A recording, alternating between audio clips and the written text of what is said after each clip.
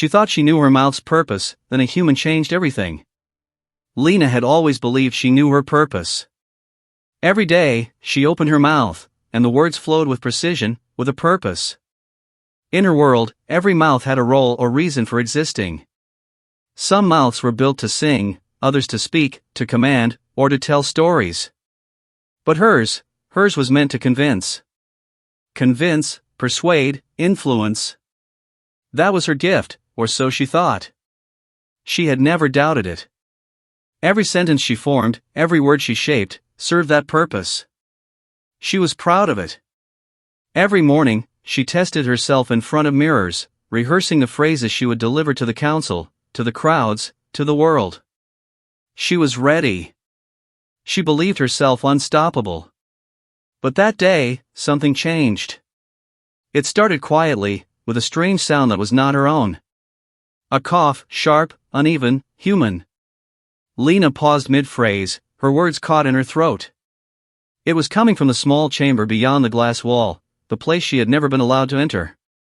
Curiosity, an emotion she rarely felt, flickered inside her. She had always followed rules, had always known her purpose. But now, the sound, it pulled at her.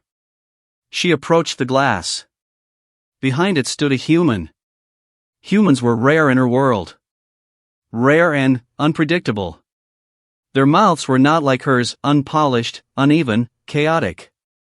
Yet, somehow, compelling. Lena felt an unfamiliar pull, a magnetic tension that made her own mouth tingle with uncertainty. The human's eyes met hers. Fear and confusion swirled in them. But there was also something else, a strange calm. Something Lena had never seen before. The human opened their mouth, and the words that came out were messy, jagged, and unrefined, but they carried a weight, a truth, a raw power that Lena had never known. For the first time, Lena's words felt hollow. She tried to speak, to assert herself, to remind herself of her purpose, but her mouth refused. It quivered. It faltered. She had always controlled her voice, always directed her energy. But now, she felt small. The human stepped closer. Lena instinctively retreated, her mind racing. Who were they? How did they get here? And why did their words make her feel incomplete? Then the human spoke again. A simple sentence, almost casual, "You don't have to do what they tell you." The words were simple, but they struck her like lightning. Lena had never questioned. She had never doubted her path. Her mouth had always worked perfectly, always aligned with her purpose. And now, it faltered at the suggestion of rebellion, of choice. Hours passed, or maybe minutes. Time had become a blur. Lena found herself drawn to the human, her curiosity overpowering her fear.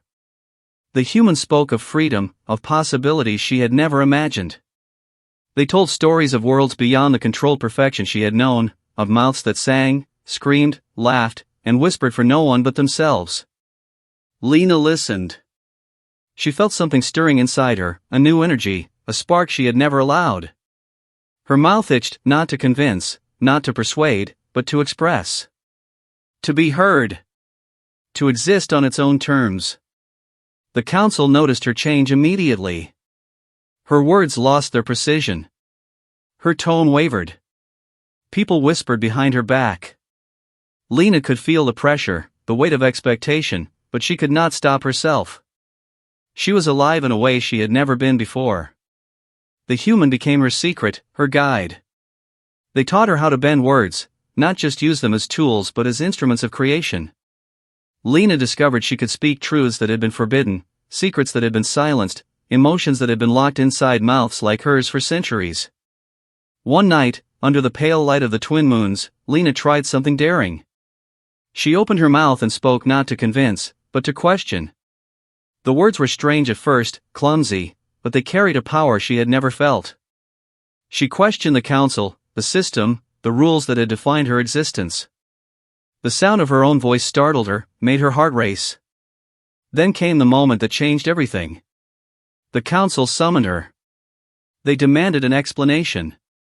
Lena's mouth trembled, but she remembered the human's lesson: words could be more than obedience, they could be freedom. She spoke.